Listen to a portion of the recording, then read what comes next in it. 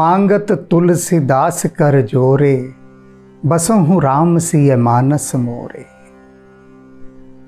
राम के अतिरिक्त और कोई सत्ता नहीं, और कोई ऐसा आधार नहीं, और कोई ऐसा आसरा नहीं जो मन को शांति दे सके, हमें पार लगा सके। एक राम के नाम में ही सभी समाया है, सभी। और इस बात को बहुत सारे लोग नहीं समझते हैं। कैसे समझ लें? माया भी तो अपना खेल खेलेगी ना, वह खाली तो नहीं बैठेगी। वह समझने दे तब कोई समझे ना। बहुत कठिन है इस बात को समझ पाना कि राम ही जीवन का एकमात्र आधार है। राम ही वह एकमात्र गंगा है जिसमें प्यासी आत्मा जल पीकर तृप्त होती है। राम, राम के अतिरिक्त कुछ नहीं। और इसी बात को तुलसीदास जी कितने सुंदर शब्दों में अभिव्यक्त कर रहे हैं। काहे को फिरत मन, करत बहुत जतन। अपने मन से कह रहे हैं कि काहे को फिरत मन, करत बहुत जतन। तो किस कारण से इधर उधर फिर रहा है, भटक रहा है, और बहु जतन, इतने उपाय कर रहा है। कितने कितने उपाय मन करता है। कहता है कि ये साधना कर ले, ये अनुष्ठान कर ले, ये तांत्रिक क्रियाएं कर ले, ये जाप कर ले, ये प्राणायाम कर ले। न जाने कितने कितने प्रकार के बहुत जतन करता है ये मन, क्योंकि बेचैन है, भीतर से तो बेचैन है ना। और इसे यह भी पता है कि शांति पाने के लिए राम की ओर बढ़ना है, किंतु राम की ओर बढ़ने के प्रयास में यह इधर उधर भटक जाता है और बहुत प्रकार के जतन करता है। मिटै न दुख विमुख रघुकुल वीर। रघुकुल शिरोमणि प्रभु श्री राम से विमुख होने के बाद इसके दुखों का अंत ही नहीं होता, दुख ही नहीं मिटते। उपाय तो बहुत करता है, करोड़ों करोड़ों प्रकार के उपाय करता है, किंतु दुख नहीं मिटता। दुख ज्यों का त्यों बना रहता है, क्योंकि उपासना वह किसकी कर रहा है? छोटे मोटे देवी देवताओं को, जो स्वयं माया से विवश हुए पड़े हैं, जो स्वयं माया के मारे हैं। वो किसी को माया से क्या मुक्त करेंगे? केवल मायापति ही माया से मुक्त कर सकते हैं, और वे हैं प्रभु श्री राम। कीजे जो कोटि उपाय, त्रिविध ताप न जाए। तुलसीदास जी कह रहे हैं चाहे करोड़ों उपाय कर लो तुम, लेकिन फिर भी ये त्रिविध ताप नहीं जा सकते। ये जो तीनों प्रकार के संताप हैं जिनसे मनुष्य सदा सदा से कष्ट पाता आ रहा है, उन तीनों तापों का कष्ट ऐसे टलने वाला नहीं है। वह तो केवल राम के नाम से ही टलेगा। कहियो जो भुज उठाए मुनि बरकीर। मुनि श्रेष्ठ सुखदेव जी अपनी भुजा उठाकर ये बात कह रहे हैं। भुजा उठाकर कहने का मतलब होता है कि घोषणा करना। हर चीज़ को कसौटी पर कसने के बाद, नाप तोल लेने के बाद फिर किसी बात को कहना, यूं ही नहीं कह देना। और कह कौन रहा है? मुनियों में जो श्रेष्ठ हैं सुखदेव जी महाराज, वे भुजा उठाकर कह रहे हैं कि सुन लो सारे ये बात। राम नाम से विमुख होने के बाद तुम्हें कहीं कोई सुख शांति नहीं मिल सकती, कष्टों से मुक्ति नहीं मिल सकती, संतप्त रहोगे सदा यदि राम नाम से विमुख हो गए तो। और ये प्रामाणिक बात है, क्योंकि सुखदेव जी महाराज ने कही है, सहज टेव बिसारी, तू ही ध्यो देख विचारे। क्या कह रहे हैं तुलसीदास जी? कि जो तूने एक हठ पकड़ी हुई है ना, मन से कह रहे हैं कि मन तूने एक हठ पकड़ी हुई है कि राम नाम को छोड़कर बाकी सब जगह भटकेगा तो ये जो तेरी हठ है, इस हठ पर विचार कर, विचार कर। अनेक लोग मुझे मिलते हैं, मैं पूछता हूं कि भाई ये तुम किसकी फोटो लगाए हुए हो? बोले ये हमारे अमुक अमुक महाराज जी हैं, ये हमारे ये गुरु जी महाराज जी हैं, हम इन गुरु जी की पूजा करते हैं। उनका अच्छा, प्रभु राम की? कहते हम राम को नहीं मानते, हिंदू हैं, लेकिन छोटे छोटे से जो उगाए हैं ना ये साधु सन्यासी, उनकी फोटो में लगाई हुई है। वो ऐसे खड़े अपना हाथ रखा हुआ है, आशीर्वाद दे रहे हैं, उनकी फोटो में लगाई हुई है, बस उसी पर आरती उतारते हैं, तिलक लगाते हैं उनको। तो मैंने कहा प्रभु राम? कहते हमारा राम से कोई मतलब नहीं है, ये हमारे गुरुजी हैं, बस हम अपने इन्हीं गुरुजी को मानते हैं। इनके आश्रम में चले जाते हैं, बस वहीं लंगर वंगर खाते हैं, वहाँ चीज़ें बहुत सस्ती मिलती हैं, चाय इतनी सस्ती है, थाली इतनी सस्ती है। फिर चर्चा वो शुरू हो जाएगी कि हमारे गुरुजी के आश्रम में कितना सस्ता है, 50 पैसे की चाय है, बाज़ार में जाओ 10 रुपये की मिलती है, वहाँ 50 पैसे की। तो गुरुजी की इन्हीं बातों पर फिदा हैं, वो इन्हीं बातों पर, बस खाने पीने की बातों पर वहीं फिदा हैं। तो मैंने कहा भाई ठीक है, पर गुरु तुम्हें कहाँ लेकर जा रहा है बताओ? गुरु भी तो राम के पास ले जाता है। तो कहते हैं लोग कि नहीं, सबसे बड़ा तो गुरु होता है। कहा भी है गुरु गोविंद काऊ दोनों दो खड़े काके लागू पाए, बलिहारी गुरु आपने गोविंद दियो बताए। तो मैंने कहा तुम्हें चीज़ों के अर्थ तो मालूम ही नहीं ना। इसमें भी क्या कहा गया है कि गुरु के चरण स्पर्श कर रहा हूं, पहले धन्यवाद दे रहा हूं कि आपने मुझे मिलवा दिया परमात्मा से। धन्यवाद देना है बस, गुरु पर रुक नहीं जाना है। और तुम लोगों ने तो गुरु की फोटो टांग ली और उसके बाद सबको भूल गए। तो मैंने कहा गुरु का अर्थ क्या होता है पहले ये समझ लो। गुरु का अर्थ होता है मार्गदर्शक, गाइड। तुम कहीं गए हो, तुम्हें गाइड की ज़रूरत होती है, तुम गाइड लेते हो, गाइड को पैसे देते हो, गाइड तुम्हें सारा घुमाता फिराता है। तो गाइड की फ़ोटो खींच के क्या घर ले आते हो कि अब गाइड की पूजा करेंगे, कि वहाँ गाइड के पैरों में ही पड़े रहते हो कि आहा आपने हमें सारे तीर्थ स्थान घुमाए, आप ही भगवान है बस। अरे गाइड का रोल इतना था आपको आपके लक्ष्य तक लेकर जाने का, बस। गाइड पर ही अटक जाओगे तो फिर यात्रा कैसे होगी? फिर कैसे यात्रा होगी? गुरु केवल गाइड है। अनेक लोगों के व्हाट्सएप आते हैं मुझे कि जी हम आपको गुरु बनाना चाहते हैं। मुझे आते हैं व्हाट्सएप, ढेर आते हैं कि हमने सारे जहां में देख लिया, दुनिया में देख लिया, आपको सुनते हैं शांति मिलती है, हम आपको गुरु बनाना चाहते हैं। मैं कहता हूं भैया मुझसे पूछा आपने कि मैं शिष्य बनाना चाहता हूं या नहीं बनाना चाहता? मुझसे तो पूछा ही नहीं। और मेरी कोई रुचि नहीं है किसी का गुरु बनने में। मैं आज तक किसी को भी मैंने अपना ये अधिकार नहीं दिया कि मैं कहूं कि भाई ठीक है मैं तेरा गुरु हूं। बस एक छोटे से मार्गदर्शक हैं, कुछ बातें पूछ लेते हो, हम उसका दिशा निर्देश दे देते हैं हनुमान जी के प्रेरणा से, बस इतना भर है। सिर्फ एक मार्गदर्शक, एक गाइड। क्योंकि ये जो गुरुडम है, इस गुरुडम के चक्कर में मैं कभी नहीं पड़ा। मुझे कोई शौक नहीं शिष्यों की भीड़ इकट्ठी करने का, कोई भी नहीं।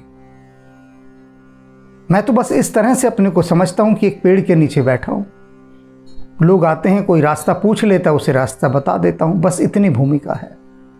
अब रास्ता पूछने वालों को इकट्ठा करके वहां मैं भीड़ लगा लूं और उनको उनके लक्ष्य तक ही ना जाने दूं और कहूं बस यही मैं हूं जो कुछ हूं, ये मेरी फोटो में लो और फोटो में ले लेके अपने घर में लगा लो।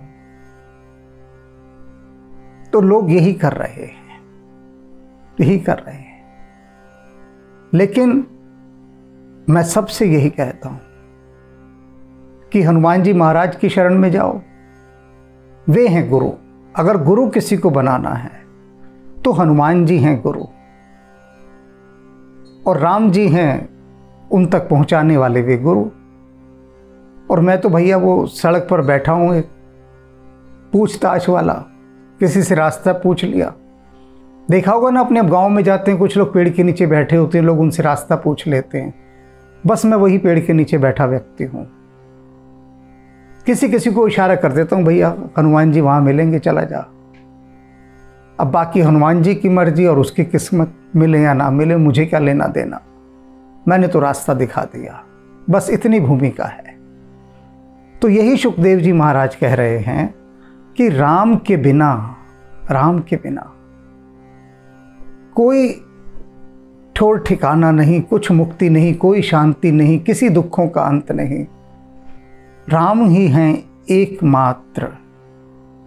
एकमात्र आधार, और कुछ नहीं है। सहज टेव बिसारी तू ही धों देख बिचारी। तुलसीदास जी कह रहे हैं कि बड़े ध्यान से अपनी जिद को छोड़ दे कि मुझे राम से विमुख रहना है। राम से जो तेरी चिढ़ है ना, जो इरिटेशन है, जो एलर्जी है तुझे राम के नाम से, इसको थोड़ी देर के लिए हटा दे और फिर देख क्या मिलय ने मथत बारी घृत बिनु छीर, कि पानी में मथनी मारने से कभी घी नहीं निकलता। कितना मथो पानी को, कितनी रई चलाओ उसमें, कितनी मथानी मारो पानी में, लेकिन घी नहीं निकलेगा। घी निकालने के लिए तो दूध चाहिए, बिना दूध के आप घी नहीं निकाल सकते। बिना राम के आप मुक्ति नहीं पा सकते, पा ही नहीं सकते। तो ये कितने सुंदर उदाहरण के माध्यम से, और लोग क्या कर रहे हैं, पानी को मथे जा रहे हैं। ये पानी से कभी घी निकलता है? ये छोटे छोटे से साधु सन्यासियों को लेकर उनको भगवान बना दिया, और उनको भगवान बनाकर उन्हीं की पूजा कर रहे हैं। अरे वो खुद माया के मारे हैं, माया के वशीभूत हुए पड़े हैं। जो स्वयं माया के मारे हों, वो किसी को क्या पार लगाएंगे। जब लोग मुझसे कहते कि हम आपको गुरु बनाना चाहते, मैं कहता भैया मैं स्वयं माया का मारा हुआ हूं। चारों तरफ से माया ने मुझे घेरा हुआ है। तो मैं तो खुद राम जी से और हनुमान जी से कहता हूं कि इस माया को दूर करो। तो मैं तुम्हें क्या मुक्त करूंगा, मैं पहले खुद तो मुक्त हो लूं। तुम अपनी बात कर रहे हो, मुझे अपनी पड़ी है। तो मैं स्वयं माया के हाथों विवश हूं। बड़े बड़े देवी देवता विवश हैं, केवल एक मायापति तो श्री राम जी हैं, और हनुमान जी को माया से मुक्त उन्होंने रखा हुआ है। हनुमान जी को कह दिया ये मेरा है, और जब कह दिया ये मेरा है तो माया हनुमान जी के चरणों की दासी बनकर रहती है, उनके चरणों की दासी। और कहते हैं राम जी कि हनुमान की जो सेवा करता है, हनुमान को जो नमस्कार करता है, वह मुझे मिलता है सीधा। तो ये बात सुखदेव जी महाराज ने भी कह दी, और तुलसीदास जी अपने मन को भी कह रहे हैं, तू भी समझ ले। सब जगह इधर उधर जाना छोड़ और राम की शरण में आ जा, राम की शरण में। और इसका ये अर्थ बिल्कुल भी नहीं है कि जो आपके आराध्य देव हैं उनसे आप विमुख हो जाएं। ये जितने भी आप जिनकी भी पूजा करते हैं, जहां भी जिसके भी, वे सब इशारा राम की तरफ जाने का ही कर रहे हैं। इस बात को ऐसे समझिए।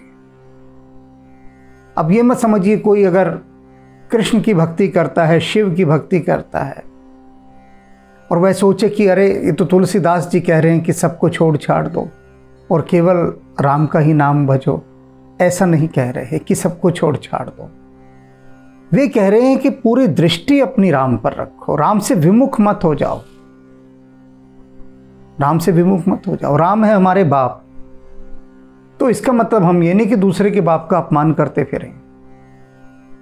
ये अर्थ थोड़ी ना होता है। अगर हम कहते हैं कि अपने पिता का सम्मान करो, उन पर दृष्टि रखो, तो इसका अर्थ ये थोड़ी ना है कि दूसरे के पिता का अपमान करो, ये तो कहीं भी नहीं है। बस दृष्टि अपने पिता पर रखनी है, राम से विमुख नहीं होना। ऐसा नहीं करना, अपने पिता की तरफ तो देखो भी ना, वहां पर राम राम भी ना करो और बाकी जगह तुम निभाते रहो दुनियादारी, तो उसका क्या लाभ। बात का इस प्रकार से अर्थ समझो, जिसको भी मानते हो उसे मानो, कोई मानने में वहां रोक टोक नहीं, किंतु दृष्टि राम पर ही होनी चाहिए। समुचित तज हे भ्रम, कह रहे हैं तुलसीदास जी, समझ ले और फिर अपने भ्रम का त्याग कर ले। भज ही पद जुगम, और फिर प्रभु श्री राम के चरण कमलों को भज। ये चरण युगल जो हैं, इन दोनों चरणों को तू भज। सेवत सुगम गुण गहन गंभीर, ये सहज सेवा करने से उपलब्ध हो जाते हैं और गुणों के गंभीर वन हैं। गुण ही गुण है, कहीं पर भी एक भी आपको कण मात्र भी अवगुण नहीं दिखेगा, ऐसे गुणों के भंडार हैं।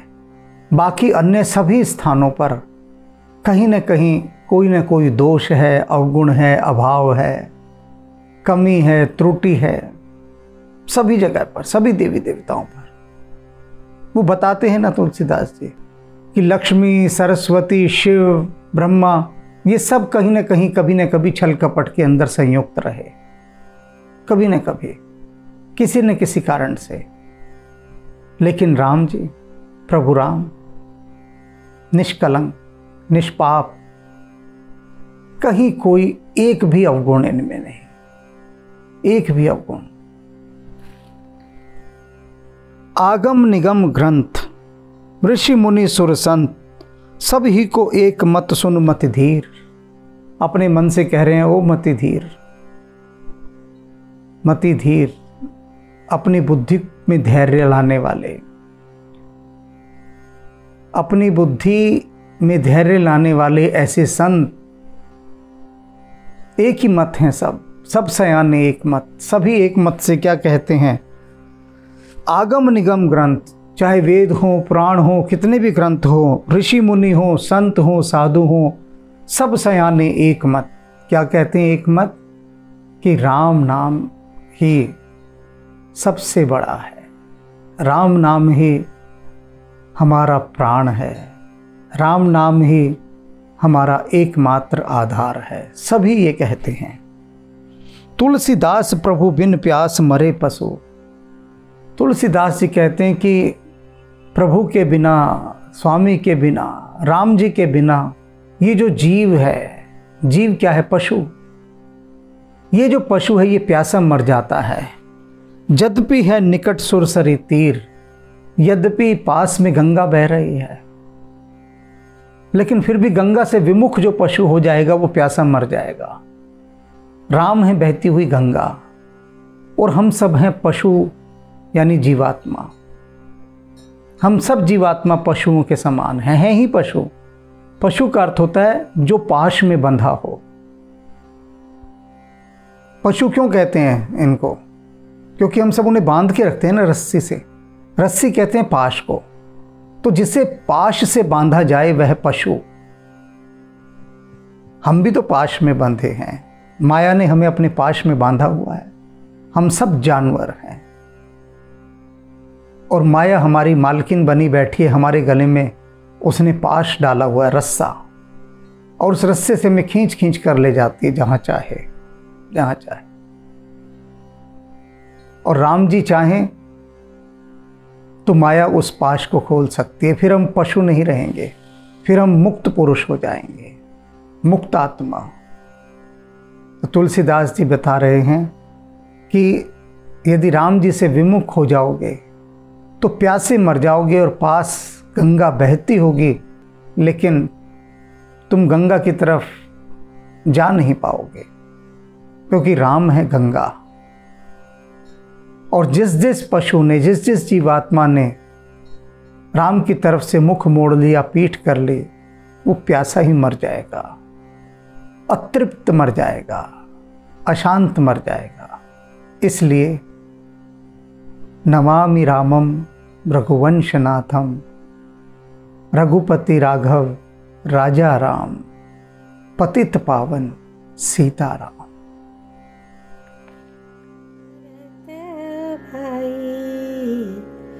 कपि से उरी न हम नाही भरत भाई, कपि से उरी न हम नाही, कपि से उरी न हम नाही भरत भाई, कपि से उरी न हम नाही भरत भाई, कपि से उरी न हम नाही। सौ योजन मर्याद समुद्र की, सौ योजन मर्याद समुद्र की, ये कूदी गयो छन माही। लंका जारी सिया सुधी लायो, लंका जारी सिया सुधी लायो, पर गर्व नहीं मन माही, पर गर्व नहीं मन माही भरत भाई, कपि से उरी न